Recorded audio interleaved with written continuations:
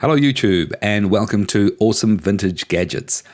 Today we're unboxing something I've been looking for absolutely ages. It came out in 1983, probably originally cost only $19.99 US.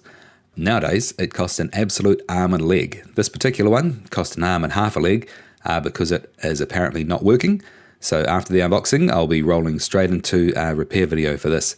Very excited to receive it. The box was absolutely enormous. Considering it had to come all the way from the USA to New Zealand, it certainly was a little bit overdone as far as packaging goes, but for the number of things I've received which are underpackaged, it was a nice surprise, even if the postage was a little horrendous. So here we go. As you might have been able to tell from the packaging, it is a watch, and it's made by Nelsonic. There were two different versions of it, both of them very, very hard to find, and this particular one is the rarer of the two. So here we go. Out it comes, and all of those months of waiting and looking are finally paying off.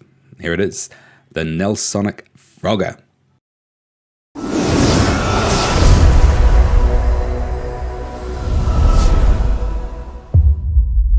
And here is the Nelsonic Frogger, which we just received from America, and it came at a little bit of a discount because the sound wasn't working.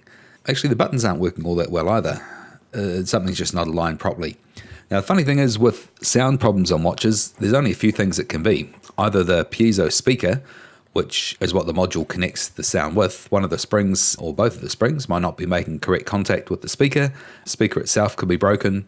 A bit more rare, but it can happen, is the up converter, which is what converts the low voltage into a high voltage so that the speaker will actually sound. Those can break, and sometimes they're held together with just a couple of tiny little hair thin wires, and they can break off as well.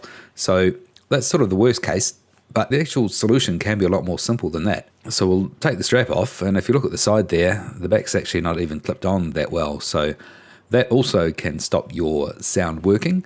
But more so than that, there's another far more simple problem that can occur. And so if we take the back off the watch, grab a screwdriver and unclip that, you've got to be very careful, particularly with the Froggers. They're susceptible to snapping, and those cases, nearly 40 years old and very thin plastic, they don't hold up to a lot of opening and closing. So if we turn it over, you can see that the speaker wasn't actually anywhere near the alarm springs. It was upside down, round the wrong way, which is another bit of a giveaway because it wasn't clipped back together. Sometimes watches will only clip one way. So once we put it back around the right way, firstly, the buttons should suddenly become a lot more responsive because they're getting that contact. But secondly, we should be able to see the sound work as well.